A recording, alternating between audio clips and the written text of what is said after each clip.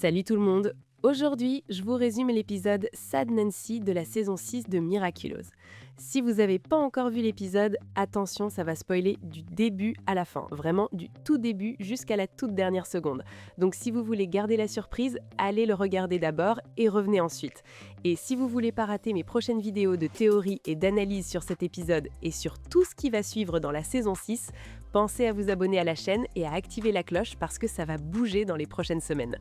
Bon, alors, on commence. L'épisode s'ouvre sur Marinette et franchement, dès les premières secondes, on sent que quelque chose va pas. Elle n'est pas dans son état normal, elle est fatiguée, elle est stressée, elle a ce regard de quelqu'un qui dort plus bien depuis plusieurs jours. Et la raison de tout ça, c'est la lettre. Cette fameuse lettre que Gabriel a laissée pour Adrien. Parce que Marinette, elle l'a entre les mains et elle sait exactement ce qu'il y a dedans. Et ce qu'il y a dedans, c'est pas rien. C'est toute la vérité sur Gabriel. Le fait qu'il était quelqu'un de fondamentalement mauvais, le fait qu'il a mis Paris en danger, qu'il a mis le monde en danger pendant des années. Tout ce qui concerne la maladie d'Émilie, les choix qu'il a faits, les gens qu'il a blessés pour arriver à ses fins, tout est dans cette lettre. Et Marinette, elle porte ce secret depuis trop longtemps. Et dans cette scène d'ouverture, on comprend que Marinette est arrivée à un point de rupture. Elle se dit qu'elle peut plus continuer comme ça, parce que si elle veut vraiment que sa relation avec Adrien soit une relation vraie, honnête, solide, elle doit lui dire la vérité. Elle peut pas continuer à construire quelque chose avec lui sur des fondations de mensonges. Ça tient pas, et elle le sait. Elle se dit qu'elle sera là pour lui quand il apprendra la vérité, que cette vérité va le détruire, c'est sûr, elle se fait pas d'illusions là-dessus. Adrien qui apprend que son père était un monstre, c'est quelque chose de dévastateur, mais Marinette, elle se dit qu'elle sera là, qu'elle le soutiendra, qu'elle l'aidera à traverser ça. Mais voilà le truc, elle hésite encore. Et cette hésitation, elle mène à une pensée encore plus radicale. Marinette se dit que si elle peut vraiment pas lui dire la vérité, si elle est incapable de franchir ce pas, alors peut-être qu'elle devrait mettre fin à leur relation, parce que continuer à mentir, c'est devenu insupportable. Ladybug qui ment en permanence, Marinette qui cache des choses à son copain, les petits mensonges qui s'accumulent sur les gros secrets, tout ça, ensemble, ça l'étouffe. Et elle préfère presque perdre Adrien plutôt que de continuer à lui mentir tous les jours. C'est à quel point elle en est arrivée, c'est le niveau de pression psychologique qu'elle subit en ce moment. Et Tiki est là, bien sûr. Tiki qui essaie de l'aider à y voir plus clair. Et Tiki lui dit quelque chose de très important dans cette scène. Elle lui dit qu'Adrien n'est peut-être pas aussi fragile qu'elle le croit, que Marinette décide à la place d'Adrien ce qu'il peut ou ne peut pas entendre, et que ça, c'est pas juste. Adrien a le droit de connaître la vérité sur son propre père. C'est sa vie, c'est son histoire. Et Marinette, qui choisit de lui cacher ça, même si c'est par amour, même si c'est pour le protéger, c'est quand même elle qui décide à sa place. Tiki pousse Marinette à réfléchir à ça. Mais Marinette a trop peur. La peur de faire du mal à quelqu'un qu'elle aime, c'est plus fort que tout le reste. Bon, et ensuite, on passe à une scène complètement différente en termes d'ambiance. On se retrouve au café avec toute la bande, Marinette, Alia, Nino, et puis Nora et Twig sont là aussi. Et là, l'atmosphère est beaucoup plus légère au premier abord. On rigole, on discute, c'est une scène de vie quotidienne comme Miraculous aime en faire de temps en temps. Mais très vite, on remarque quelque chose. Il y a un truc entre Nora et Twig, genre c'est vraiment évident. Les regards qui durent un peu trop longtemps, les sourires, la façon dont elles se parlent, tout le monde autour de la table le voit. Alia le voit, Nino le voit, Marinette le voit. Tout le monde voit que ces deux-là se plaisent. Sauf que elles font semblant de rien. Ni l'une ni l'autre osent franchir le pas et mettre des mots sur ce qu'elles ressentent.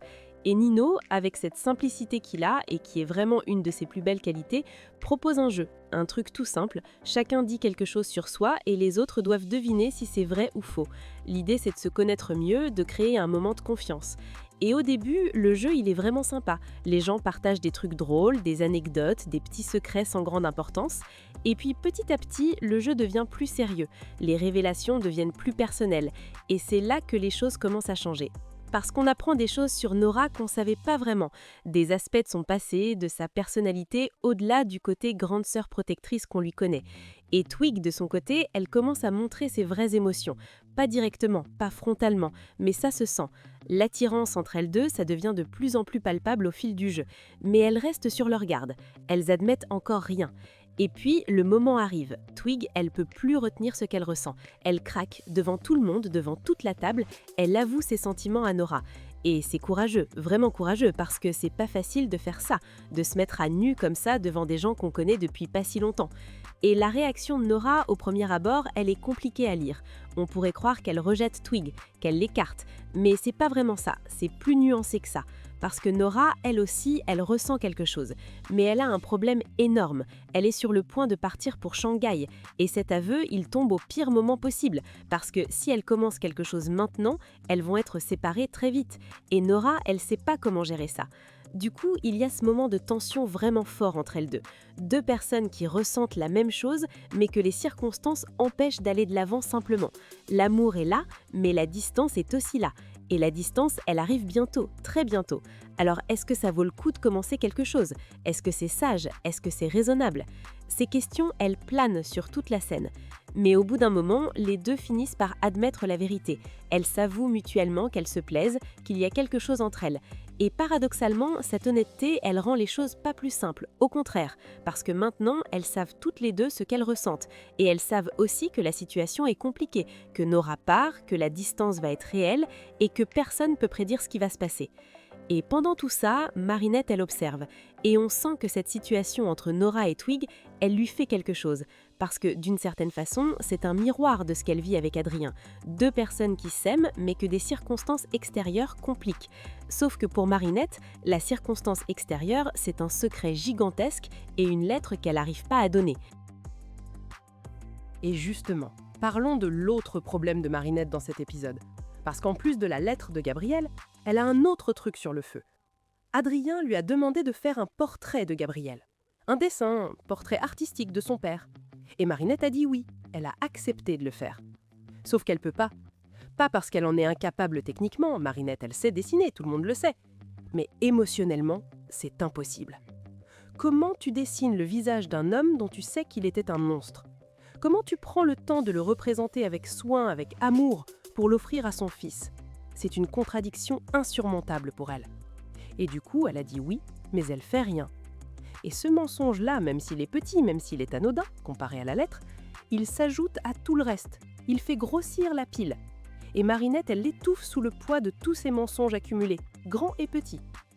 Tiki revient là-dessus, elle insiste. Elle dit à Marinette qu'elle doit parler, qu'elle doit être honnête.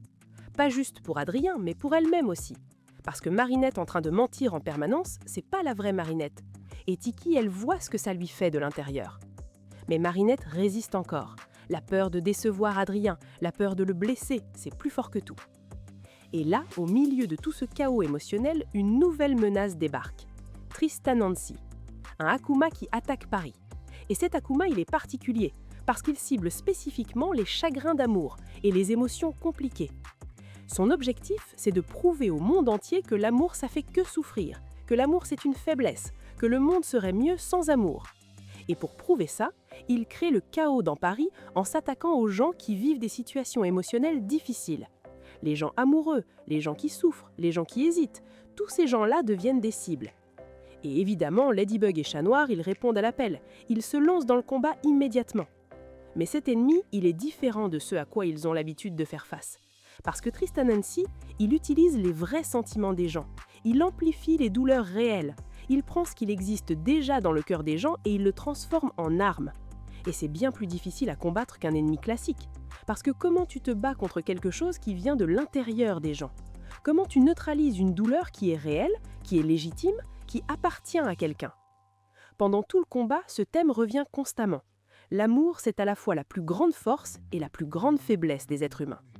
Tristan Nancy répète qu'il veut éradiquer l'amour, que l'amour cause plus de mal que de bien. Et il a des arguments. On ne peut pas dire qu'il a complètement tort si on regarde les situations autour de soi. Nora et Twig qui souffrent parce qu'elles s'aiment, mais que les circonstances les séparent. Marinette qui souffre parce qu'elle aime Adrien, mais que ce même amour l'empêche d'être honnête. L'amour complique tout. Et Tristan Nancy, il s'appuie là-dessus. Mais Ladybug, elle répond. Et sa réponse, c'est que l'amour, c'est quand même la chose la plus puissante qui existe. Que malgré la douleur, malgré les complications, malgré tout ce que l'amour peut coûter, ça vaut le coup. Et elle le dit avec conviction. Elle le croit vraiment. Sauf qu'en même temps, on voit bien que Ladybug elle-même, elle vit exactement ce paradoxe. Elle défend l'amour, mais son amour pour Adrien, c'est aussi ce qui la paralyse. C'est ce qui l'empêche d'être honnête. Son amour pour lui la pousse à le protéger au lieu de lui faire confiance. Et cette contradiction, elle est là, dans chaque regard de Ladybug pendant le combat. La bataille, elle est intense. Tristan Nancy, il est vraiment puissant. L'équipe, elle galère. Mais Ladybug, elle utilise son Lucky Charm et elle trouve une piste. Un plan commence à se dessiner. Chat Noir, il intervient avec son cataclysme pour créer une ouverture. Ils bossent ensemble, ils coordonnent, et progressivement, ils arrivent à coincer Tristan Nancy. Ladybug purifie l'Akuma, et comme toujours avec la purification, tout revient à la normale dans Paris. Les dégâts sont réparés, les gens retrouvent leurs esprits. Mais les dégâts émotionnels, eux, ils restent. Parce que la purification, elle efface pas les vraies émotions, elle annule juste l'Akuma. Et les situations qui ont créé l'Akuma sont toujours là. Alors après le combat, l'épisode revient sur Nora et Twig. Et cette fois, la conversation entre elles est différente. Elle est plus posée, plus honnête. Elles ont l'air d'avoir digéré un peu ce qui s'est passé pendant le combat, cette confrontation avec leurs propres sentiments. Et elles se parlent vraiment. Elles admettent qu'elles pensent l'une à l'autre, qu'il y a quelque chose de réel entre elles. Mais elles admettent aussi que leurs vies ne vont pas dans la même direction pour l'instant. Nora part à Shanghai, c'est acté, ça va pas changer. Et la distance, ça va être une réalité qu'elles vont devoir gérer. Mais elles prennent une décision. Elles vont pas couper les ponts. Elles vont rester en contact. Elles vont continuer à se voir quand c'est possible. C'est pas un fin heureux au sens classique du terme. C'est pas on est ensemble et tout va bien. C'est beaucoup plus nuancé que ça. C'est deux personnes qui acceptent que l'amour c'est compliqué, que les circonstances sont pas idéales, mais qui refusent quand même de se tourner le dos. Et pour Miraculous, cette façon de conclure une histoire romantique, c'est vraiment mature. C'est du jamais vu dans la série à ce niveau-là. Et du côté de Marinette, rien n'est réglé. Absolument rien. La lettre de Gabriel, elle est toujours là. Elle attend toujours. La vérité qu'elle doit dire à Adrien, elle est toujours suspendue entre elles deux. Et après tout ce qu'elle a observé dans cet épisode, après avoir vu Nora et Twig averser leur propre combat émotionnel, après avoir combattu un Akuma qui s'attaquait précisément aux gens qui cachent leurs émotions, Marinette arrive à une conclusion. Il n'y a pas d'échappatoire. On ne peut pas fuir la vérité indéfiniment. Elle finit toujours par sortir. Et plus on attend, plus l'impact est violent quand elle éclate. Et là, on arrive à la scène la plus importante de tout l'épisode, celle qui arrive tout à la fin et qui change tout ce qui va suivre. Alia se retrouve seule, et on la voit réfléchir.